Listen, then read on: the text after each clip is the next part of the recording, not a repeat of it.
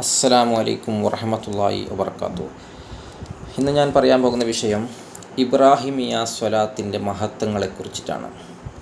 അല്ലാഹുമ്മ സ്വല്ലി അലാ മുഹമ്മദിൻ വഅലാ ആലി മുഹമ്മദിൻ കമാ സ്വല്ലൈത അലാ ഇബ്രാഹിമ വഅലാ ആലി ഇബ്രാഹിമ വബാരിക് അലാ മുഹമ്മദിൻ വഅലാ ആലി മുഹമ്മദിൻ കമാ ബാറക്ത അലാ ഇബ്രാഹിമ വഅലാ ആലി ഇബ്രാഹിമ ഫിൽ ആലമീന ഇന്നക ഹമീദും മജീദ്.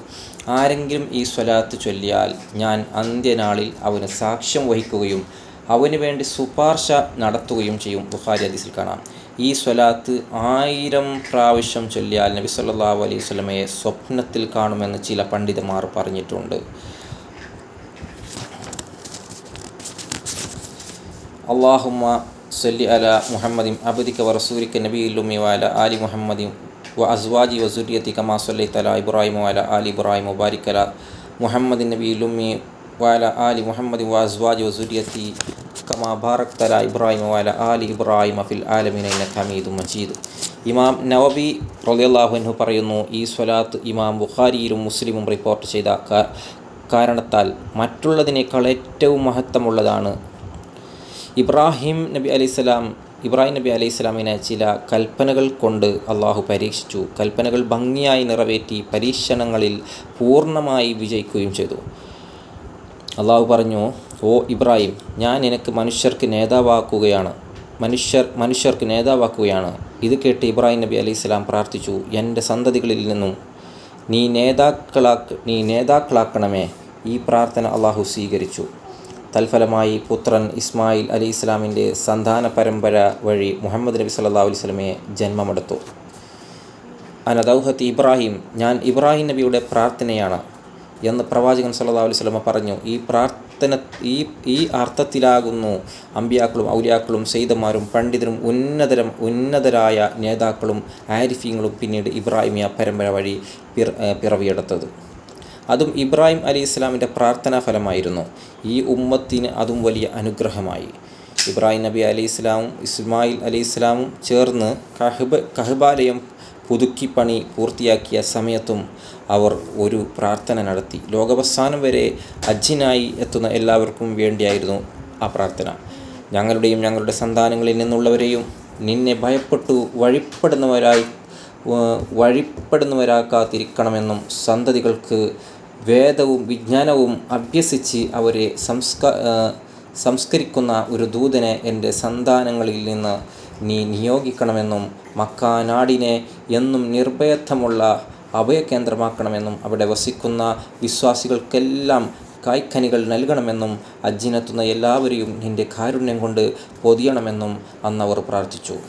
ഇങ്ങനെ പല വിധത്തിൽ മുഹമ്മദ് നബി സല്ലല്ലാഹു അലൈഹി വസല്ലമക്കും കുടുംബത്തിനും ലോകാവസാനം വരെയുള്ള ഈ ഉമ്മത്തിനും അനുഗ്രഹങ്ങൾ നേർന്നുകൊണ്ട് ഇബ്രാഹിം നബി അലൈഹി സ്വലാം പ്രാർത്ഥിച്ചിട്ടുള്ളതാകുന്നു എന്നു മാത്രമല്ല, ഹജ്ജിലും ആരാധനകളിലും നാം കേന്ദ്രമാക്കുന്ന കഅബാലയും പുതുക്കിപ്പണിതും ശുദ്ധീകരിച്ചും പരിപാലിച്ചും ഇബ്രാഹിം നബി അലൈഹിസ്സലാമും ഇസ്മായിൽ അലൈഹിസ്സലാമും ഈ ഉമ്മത്തിന് വേണ്ടി സേവനം ചെയ്തിട്ടുണ്ട്. ഒരിക്കൽ ഇബ്രാഹിം നബി അലൈഹിസ്സലാം ഒരു അപൂർവ സ്വപ്നം കണ്ടു. വിശാലമായ സ്വർഗ്ഗപ്പൂങ്കാവനം, പല മരങ്ങളും ആ പറുദീസയിലുണ്ട്. ലാ ഇലാഹ ഇല്ലല്ലാഹ് മുഹമ്മദ് റസൂലുള്ളാഹ് എന്ന് അതിലെല്ലാം ആലേഖനം ചെയ്യപ്പെട്ടിട്ടുണ്ട്.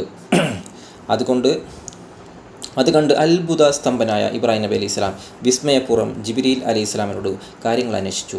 ധാരാളം മഹത്വങ്ങളും നിരവധി സവിശേഷതകളുമുള്ള മുഹമ്മദ് എന്ന പേരിൽ ഒരു പ്രവാചകൻ പിന്നീട് പിറവിയെടുക്കുമെന്നും അള്ളാഹു അവൻ്റെ ഹബീബ് സ്നേഹിതൻ എന്ന സ്ഥാനം നൽകി അവരെ ശ്രേഷ്ഠപ്പെടുത്തി ആദരിച്ചിട്ടുണ്ടെന്നും അവരെ ഉമ്മത്ത് ഉത്തമരും സ്ഥാന പദവികളാൽ ഉത്കൃഷ്ടനാകണമെന്നും മറ്റുള്ള ധാരാളം മഹനീയതകളും പ്രത്യേകതകളും ജിബ്രീൽ അലൈഹിസ്സലാം വിവരിച്ചു കൊടുത്തു. ഇത് കേട്ട് സന്തുഷ്ടനായ ഇബ്രാഹിം നബി അലൈഹിസ്സലാം പ്രാർത്ഥിച്ചു, അള്ളാഹുവേ, മുഹമ്മദ് നബി സല്ലല്ലാഹു അലൈഹി വസല്ലം ഉമ്മത്തിലൂടെ എൻ്റെ സ്മരണ നീ നിലനിർത്തണമേ. ഈ പ്രാർത്ഥനയും അള്ളാഹു സ്വീകരിച്ചു. എല്ലാ നിസ്കാരത്തിലും അത്തഹിയാത്തിലെ സ്വലാത്തിൽ ഇബ്രാഹിം നബി അലൈഹി സ്വലാമിൻ്റെ കുടുംബത്തിനെയും സ്മരിക്കേണ്ട വന്നത് ഈ പശ്ചാത്തലത്തിലാകുന്നു. എന്നാൽ അങ്ങനെയൊരു സ്മരണ ഈ ഉമ്മത്തിൽ നിന്ന് എപ്പോഴും ഉണ്ടാവാനും അത് നിലനിർത്തുവാനും പ്രചോദനമായി തീർന്ന ചില പ്രത്യേക സംഭവങ്ങൾ അള്ളാഹു ഉണ്ടാക്കി. ഒന്ന്, ഉമ്മത്തിൻ്റെ കിബിലയായ കഅബ ഇബ്രാഹിം നബി അലൈഹി സ്വലാമിനെ കൊണ്ട് പുതുക്കിപ്പണിക്കഴിഞ്ഞു. 2. അത് ശുദ്ധീകരിച്ചും പരിപാലിച്ചും സേവനം ചെയ്യിപ്പിച്ചു. 3. പുത്രൻ ഇസ്മായിൽ അലൈഹിസ്സലാമിനെ സഹായത്തിനായി കൂട്ടുകയുണ്ടായി. ഇതിനെല്ലാം നന്ദിയായി ഈ ലോകത്ത് വിശിഷ്ടരായ തിരഞ്ഞെടുത്തു.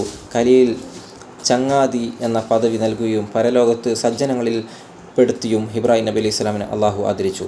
ഇബ്രാഹിം നബി അലൈഹി സ്വലാം കിബിലയാക്കിയ കഅബ ഈ ഉമ്മത്തിനു കിബിലയാക്കി. ഹജ്ജിൽ അവർ ചെയ്ത കർമ്മങ്ങളും അവരുടെ ജീവിതത്തിൽ നടന്ന സംഭവം ബഹുലമായ കാര്യങ്ങളുടെ സ്മരണകൾ അയവിറക്കുന്ന തവാഫ്, അതുപോലെ സഹയ്, ബലി മുതലായ കർമ്മങ്ങളും ഹജ്ജിൽ ഈ ഉമ്മത്തിനെ പുണ്യ അനുഷ്ഠങ്ങളിലാക്കി. മഖാമു ഇബ്രാഹിം മുസല്ലയാക്കുവാനും ഇബ്രാഹിം നബി അലൈഹി സ്വലാമിനെയും കുടുംബത്തിനെയും സ്മരിച്ചുകൊണ്ടുള്ള സ്വലാത്തിനെ നിസ്കാരത്തിൽ ഉൾപ്പെടുത്തുവാനും ഇബ്രാഹിം നബി അലൈഹി സ്വലാമിൻ്റെ മില്ലത്ത് മാർഗം പിൻപറ്റുവാനും ഈ ഉമ്മത്ത് കൽപ്പിക്കപ്പെട്ടു. അതുപോലെ നഖം മുറിക്കുക, മീശ വെട്ടുക, കക്ഷരോമങ്ങൾ പറിക്കുക, ഗുഹ്യരോമങ്ങൾ നീക്കുക, ചേലാകർമ്മം ചെയ്യുക, പല്ലു തേക്കുക മുതലായവ പല കർമ്മങ്ങളും ചര്യകളും വിശ്വാസങ്ങളും ദുർബലമാക്കപ്പെടാത്ത വ്യക്തി നിയമങ്ങളും ഇബ്രാഹിം നബി അലൈഹി സ്വലാമിൻ്റെ ചര്യയായി ഈ ഉമ്മത്ത് ഇന്നും പിന്തുടർന്നു കൊണ്ടേയിരിക്കുന്നു. അന്ത്യനാൾ വരെ ഇത് തുടരുകയും ചെയ്യും. ആ നിലക്ക് ഇബ്രാഹിമി പരമ്പരയുള്ള ഈ ഉമ്മത്തിന് എന്നും എപ്പോഴും ഇബ്രാഹിം നബി അലൈഹി സ്വലാമിൻ്റെ കുടുംബത്തിനു വേണ്ടി പ്രാർത്ഥിക്കുവാനും അവരെ അനുസ്മരിക്കുവാനും കടപ്പെട്ടിരിക്കുന്നു. മുഹമ്മദ് നബി സല്ലല്ലാഹു അലൈഹി വസല്ലം കുടുംബത്തിനു വേണ്ടി സ്വലാത്ത് ചൊല്ലുന്ന ഉമ്മത്ത് ഇബ്രാഹിം നബി അലൈഹി സ്വലാമിനും കുടുംബത്തിനെയും ഒരിക്കലും വിസ്മരിച്ചു കൂടാ. അത്തരം സ്മരണയോടുള്ള സ്വലാത്തുകൾക്കാണ് ഇബ്രാഹിമിയ സ്വലാത്തുകൾ എന്ന് പറയപ്പെടുന്നത്. ഈ സ്വലാത്തിന് ധാരാളം പ്രാധാന്യങ്ങളും മികച്ച ഫലങ്ങളുമുണ്ട്. അതുകൊണ്ട് സ്വലാത്ത് ഇബ്രാഹിമിയ നമ്മൾ നിത്യവും ഒരുപാട് ചൊല്ലാൻ ശ്രമിക്കുക. അള്ളാഹു തൗഫീഖ് നൽകി അനുഗ്രഹിക്കുമാറാവട്ടെ എന്ന് പ്രാർത്ഥിച്ചുകൊണ്ട് ഞാൻ നിർത്തുന്നു. അസ്സലാമു അലൈക്കും വറഹ്മത്തുള്ളാഹി വബറകാതുഹു.